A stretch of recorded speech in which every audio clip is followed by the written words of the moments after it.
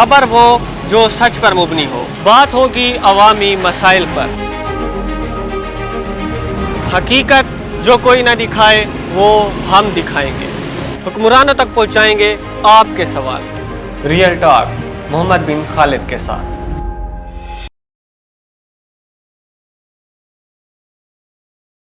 बिस्मिल्लाहिर्रहमानिर्रहीम, अस्सलाम वालेकुम। आप देख रहे हैं रियल टॉक, मैं हूँ मोहम्मद बिन खालिद। आज हम नाजरीन बात करेंगे खैबर पख्तूनख्वा में जो 13 सालों से पाकिस्तान तहरीक इंसाफ जो है जिसकी हुकूमत है, 13 सालों में उनकी क्या कारकर्दगी रही, सूबे को पाकिस्तान तहरीक इंसाफ अब तक कितने तरक्याती काम दे चुकी है, कितने लोगों को रोज़गार दे चुकी है और जो सरकारी इदारे हैं उनमें किस किस्म की इस्लाहात हुई हैं, इस हवाले से आज हम बात करेंगे। और मैडम अमर नवाज एडवोकेट साहब आज हमारे साथ मौजूद हैं स्टूडियो में। अस्सलाम वालेकुम मैडम। जी वालेकुम सलाम। सबसे पहले तो मैडम आपको आज के प्रोग्राम में खुशामदीद कहते हैं। शुक्रिया जी। मैडम, जैसा कि आपको पता है कि पाकिस्तान तहरीक इंसाफ की खैबर पख्तूनख्वा में पिछले 13 सालों से हुकूमत है, आपको क्या लगता है 13 साल की कारकर्दगी आप किस तरह देखती हैं, कैसी रही है कारकर्दगी पाकिस्तान तहरीक इंसाफ की KPK में? 13 साल बहुत बड़ा अरसा होता है किसी भी सूबे में जो है ना तरक्की के हवाले से। और 13 साल जो दौर हुकूमत इनका गुज़रा है या जो अब तक जा रहा है, इसमें जो आवाम को इन्होंने बुरी तरह मायूस किया है। आवाम को इन्होंने जो एक तब्दीली का नारा लगाया था और जो आवाम के सामने इन्होंने जो एक नौजवानों के लिए, नौजवान नस्ल के लिए और मुल्क व कौम के लिए कि उनके लिए चेंज लाएंगे, ऐसा पाकिस्तान बनाएंगे, तो इन सब के पीछे बहुत बड़े बड़े ख्वाब दिखाए गए आवाम को हकीकतन। लेकिन फिर इन 13 सालों में जो है आवाम को कुछ मिला नहीं, आवाम मायूस हो गई है। आवाम को जो एक नारा लगा रहे थे और एक तब्दीली की तरफ जो है लेकर जा रहे थे, ऐसा कुछ हुआ नहीं है। क्योंकि 13 साल बहुत बड़ी चीज़ होती है, किसी भी सूबे में तरक्की अगर की जाए तो बहुत बड़ी चीज़ होती है, लेकिन ऐसा कुछ हुआ नहीं है। आवाम मायूस हो चुकी है इनसे। तो इसकी क्या वजह है, क्यों KPK को तरक्की की राह पर नहीं लेके जा सकी? पंजाब की अगर हम हालत देखें या हम सूबा सिंध की हालत देखें तो वो हमसे काफ़ी बेहतर है। इसकी मेन वजह जो है मेरे ख्याल से यही है, जो मुझे लगता है कि इन्होंने जो 13 साल थे वो धरनों में, एहतजाजों में और एहतजाजी कालों में, और इमरान खान की जो रिहाई अब पिछले कई सालों से हम देख रहे हैं कि यही एक सीन चल रहा है आवाम के सामने, यही रोना रोया जा रहा है। तो मुसलसल इनकी जो नाकामी की वजह है वो मुसलसल धरने हैं, एहतजाज हैं। इनसे इनकी नज़र हटे तो आवाम के ऊपर इनकी जो है ना निगाह आए कि आवाम किस कदर जो है पिसी हुई है। महंगाई, बेरोज़गारी, गुर्बत, ये जो आटा है, बिजली है, पानी है, किसी तौर भी आवाम को जो है उनके जो उनकी वसाइल हैं उनमें वो जो मसाइल में घिरे हुए हैं, उनके वसाइल जो है ना उनके दरमियान वो पिस चुकी है। तो मेरे ख्याल से ये सब जो है इनकी बहुत बड़ी नाकामियाँ हैं इस सूबे में, जो इनकी हुकूमत है, तो ये नाकाम हो चुके हैं। अच्छा मैडम, जैसा कि देखा गया है कि KPK हुकूमत की जानिब से, PTI की जानिब से पुलिस डिपार्टमेंट में जो है इस्लाहात की गई थी, तो आपको क्या लगता है ये जो इस्लाहात की गई कि वाकई मौसर साबित हुई हैं या ये सिर्फ दावे ही थे? मेरे ख्याल से ये उसी तरह ही दावे धरे के धरे रह गए जिस तरह से इन्होंने एक नारा लगाया था तब्दीली का। तो हम देख रहे हैं आए रोज़ बम ब्लास्ट में, टारगेट किलिंग में पुलिस जो है वो शहीद हो रहे हैं, पुलिस एहलकार शहीद हो रहे हैं। ना पुलिस महफूज है, ना आम आदमी महफूज हैं, ना कोई शहरी महफूज है। तो हम किस तरह ये यकीन कर लें कि सूबे में जो है ना कुछ काम हुआ है, जब लोगों की जान और माल महफूज नहीं है? तो फिर हम ये आटा, रोटी, ये घी और इन चीज़ों के ऊपर तो बाद में बात करेंगे। 13 साल में हमें जो है अमन अमान की सूरत हाल जो है वो बदतरीन हद तक जो है वो बुरी हो चुकी है, बदतर हो चुकी है। मसाइल जो हैं वो काबू में नहीं आ रहे, इनसे कंट्रोल में नहीं आ रहे, लेकिन फिर भी ये जो है ना इनको जूं तक नहीं रिंगती।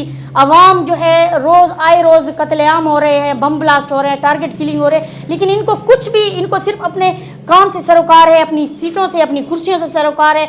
आवाम जाए भाड़ में, इनका काम बन रहा है, बस यही इनकी हुकूमत 13 साल है जो अब तक चल रही है। अच्छा ये बताएं, ब्यूरोक्रेसी को आप किस तरह से देखते हैं? क्या ब्यूरोक्रेसी पर कोई सियासी दबाव है या पिछली हुकूमतों की निस्बत इस हुकूमत में क्या आपको कहीं नज़र आया कि ब्यूरोक्रेसी पर जो सियासी असर है वो कहीं कम हुआ हो? मेरे ख्याल से इन 13 सालों में ब्यूरोक्रेसी का जो हाल हुआ है ना वो बदतरीन हुआ है।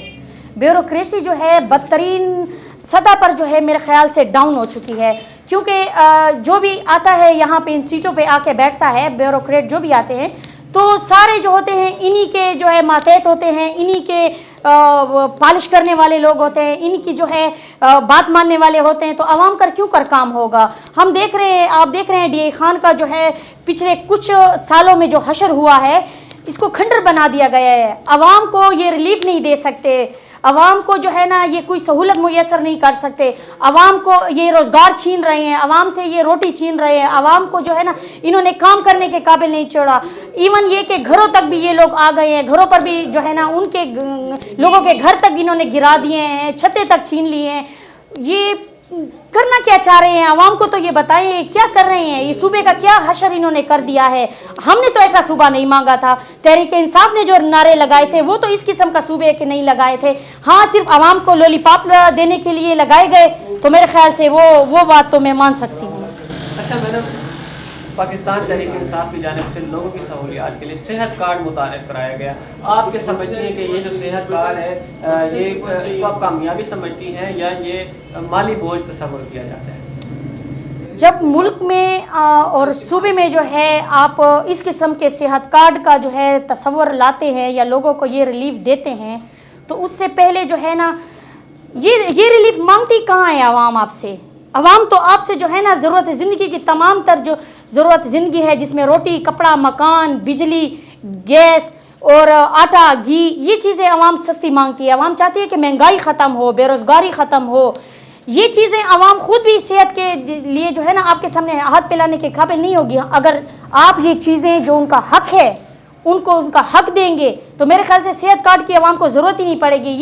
یہ میرے خیال سے ایک بوجھ تصور کیا جاتا ہے، کیونکہ ایک عام بندہ جب علاج کرنے جاتا ہے تو کم سے کم اس کا 10-20 ہزار روپے جو ہے اخراجات خرچہ آتا ہے، کم سے کم زیادہ سے زیادہ 50 ہزار آ جاتا ہے، لیکن یہ جو پھر کھٹتے ہیں وہ پھر لاکھوں کی تعداد میں جو ہے نا وہ اکاؤنٹ سے کاٹے جاتے ہیں، تو یہ بھی تو ایک بوجھ ہی سمجھا جائے گا، میرے خیال سے بوجھ ہی ہے، کیونکہ ہمیں تو نہیں پتا ہوتا کہ میں اب علاج کرانے گئی ہوں تو میرے اوپر جو ہے کتنا خرچہ آیا ہے، وہ تو صحت کارڈ والوں کو پتا ہوتا ہے یا دینے والوں کو یا لینے والوں کو پتا ہوتا ہے کہ کتنے کٹے ہیں۔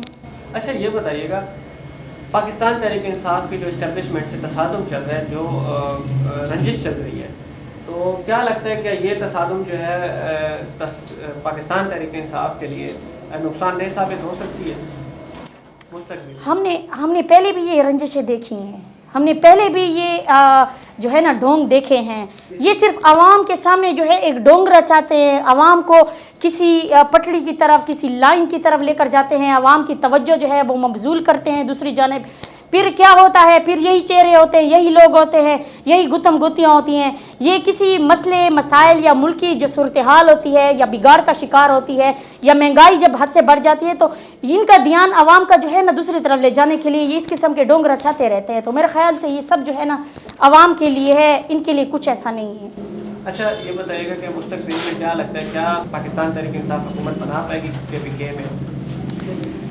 پاکستان تحریک انصاف اگر عوامی مینڈیٹ سے، اگر عوامی رائے سے منتخب ہوئے تو میرے خیال سے تو جو پہلے رزلٹ تھا وہ بھی چینج کیا گیا ہے اور آج بھی ہم اس کے خلاف ہیں، اور ہم جو ہے 8 فروری کو جو الیکشن ہوا تھا تو ہم اس کے لیے جو ہے احتجاج بھی کرتے ہیں ہر 8 فروری کو، تو یہ عوامی مینڈیٹ چوری یافتہ ہیں، ہم پہلے بھی اس چیز کا رونا روتے ہیں اور آئندہ بھی اس چیز کو جو ہے نا احتجاج کے طور پر جو ہے ہم ریکارڈ کراتے چلے آ رہے ہیں اور کراتے چلے آئیں گے، کیونکہ یہ عوامی مینڈیٹ یافتہ نہیں ہے، یہ عوام کا جو مینڈیٹ ہے وہ چوری کر کے آئے ہوئے ہیں۔ اگر آئندہ الیکشن صاف و شفاف ہوئے اور عوام کا مینڈیٹ چوری نہ ہوا تو میرے خیال سے ان کی تو کہیں جگہ ہے ہی نہیں۔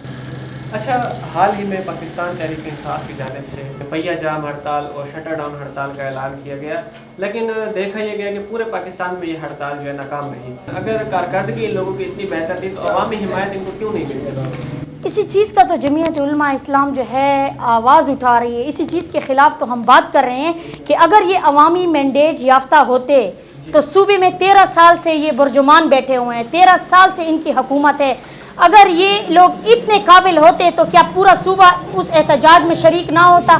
کیا پورا صوبہ جو ہے ہر آئے روز ان کے احتجاجی کال ہوتی ہے؟ کبھی ہم نے دیکھا ہے کہ گنے چنے لوگ ہوتے ہیں، وہ بھی وہ لوگ ہوتے ہیں جن کو یہ پیسے دے کر اپنے ساتھ لے جاتے ہیں، ان کے ساتھ تو مخلص طور پر تو کوئی نہیں جاتا، صرف عوام جو ہے وہ پیسے لے کر جاتے ہیں، عوام کو بلا پسلا کر لے جاتے ہیں. پھر کیا ہوتا ہے جب احتجاج وہاں پہ ہوتا ہے، پھر جب وہاں پہ ایف آئی آریں ہوتی ہیں تو یہی غریب عام شہری ہی پستا ہے ان ایف آئی آروں میں.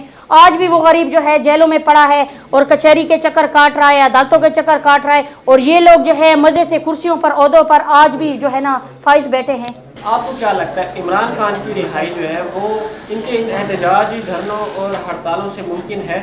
اور کیا آپ کو لگتا ہے کہ واقعی جو پاکستان تحریک انصاف کی جو قیادت ہے موجودہ وہ عمران خان کو واقعی رہا بھی کرانا چاہتی ہے، یا صرف یہ ورکر کو ایک لالی پاپ دینے کے مترادف ہے؟ میرے خیال سے یہ لولی پاپ سے بھی بڑا سین ہے ورکرز کے لیے. یہ لولی پاپ تو ایک بڑی چھوٹی بات ہے، یہ بہت بڑی گیمیں ہیں یہاں پہ آپ کو، اور مجھے یہ سمجھ سے ہم سے بالا تر ہے. اگر یہ لوگ عمران خان کے ساتھ اتنے مخلص ہوتے نا تو میرے خیال سے علی امین گنڈا پور نے جو ہے نا جتنے دور حکومت ان کے جو گزرے ہیں تو میرے خیال سے وہ کرا چکے ہوتے ہیں. جب بھی احتجاج کا وہ کال دیتے تھے یا تو ڈگی میں بند ہو کر کدھر بھاگ جاتے تھے، یا عوام کو ادھر چھوڑ کر نا وہ ڈی چوک پر عوام کو بے یار و مددگار چھوڑ کر خود بھاگ جاتے تھے. تو یہ صرف جو ہے نا عوام کے لیے ایک ڈونگ انہوں نے رچایا ہوا ہے کہ عمران خان کو جو ہے ہم رہا کر رہے ہیں. عمران خان کے لیے کچھ بھی نہیں ہے، ان کو اپنی سیٹوں سے غرض ہے، ان کو اپنے عہدوں سے غرض ہے، ان کو نہیں. عمران خان کو اگر انہوں نے واقعی عمران خان کے ساتھ اتنے مخلص ہوتے تو آج عمران خان آپ کے اور ہمارے بیچ میں ہوتا یا ان کے بیچ میں ہوتا. تو میرے خیال سے یہ عمران خان کے ساتھ مخلص نہیں ہے، یہ صرف اپنی سیٹوں کے لیے اس چیز کے لیے اور بس عہدوں کے لیے بھاگ رہے ہیں اور بھاگ دوڑ کر رہے ہیں. آخری سوال میرے ذہن میں کار ہے، سابق وزیر اعلیٰ خیبر پختونخوا علی امین گنڈا پور اپنے حلقے میں موجود تھے، اس کی موجودگی کے باوجود بھی وہ اپنے حلقے میں جو ہے اس ہڑتال کو کامیاب نہ کرا سکے، اس کی کیا وجہ آپ کو لگتی ہے؟ اس کی سب سے بڑی وجہ جو ہوتی ہے نا وہ مخلص پن ہوتا ہے. یہ اوپر سے ایک جو ہے چہرہ انہوں نے ایک اوپر لگایا ہوا ہے، اندر سے یہ جو ہے مخلص نہیں ہے. نہ یہ اپنے ورکر کے ساتھ مخلص ہیں، نہ یہ اپنے قائد کے ساتھ مخلص ہیں. ان کو صرف ایک ہی غرض ہے کہ لوگ ہمارے ساتھ چلیں. صرف عوام کو اس چیز کے دے کر نہ انہوں نے اپنے پیچھے لگایا ہوا ہے، اور یہی ان کا کام ہے، اور یہ 13 سال سے کرتے چلے آ رہے ہیں. اب عوام کو بھی پتہ چل گیا ہے، اب عوام بھی پتہ ہے کیا، اب عوام بھی ان سے فائدہ اسی لیے لے رہی ہے، وقتی فائدہ لے رہے ہیں، کیونکہ یہ بھی تو وقتی لوگ ہیں نا، وقتی فائدہ دینے والے. عوام کو سمجھ آ گئی ہے کہ انہوں نے ہمیں کوئی ریلیف نہیں دینا، انہوں نے ہمارے نہ صوبے کے حالات جو ہے پہلے کیا تھے اور اب کیا ہو گئے ہیں. 13 سال میں تو صوبے کے حالات جو ہے اپ ہوتے. اگر کسی ایک پارٹی کا اگر 13 سالہ دورہ حکومت ہے رہا ہے تو میرے خیال سے وہ صوبہ گروتھ کیوں نہیں کیا؟ یہ بہت بڑا سوالیہ نشان ہے پی ٹی آئی کے لیے میرے خیال سے. شکریہ میڈم، تھینک یو سو مچ. آپ نے آج ہمیں وقت دیا. ناظرین، یہ ہمارا آج کا پروگرام تھا. جمعیت علماء اسلام کی وومن ونگ کی مرکزی کوآرڈینیٹر عنبر نواز ایڈوکیٹ صاحبہ ہمارے ساتھ موجود تھیں، اور آج کے ہم نے جو ہمارے موضوعات تھے ان پر ہم نے گفتگو کی اور بڑی دبنگ گفتگو آج کی رہی. فی الحال کے لیے ناظرین اتنا ہی. مجھے اجازت دیجیے، انشاءاللہ نیکسٹ پروگرام نئے مہمان کے ساتھ آپ کے سامنے حاضر ہوں گے. اللہ حافظ.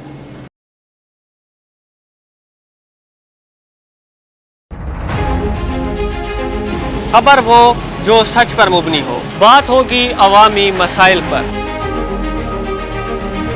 حقیقت جو کوئی نہ دکھائے وہ ہم دکھائیں گے. حکمرانوں تک پہنچائیں گے آپ کے سوال. ریئل ٹاک محمد بن خالد کے ساتھ.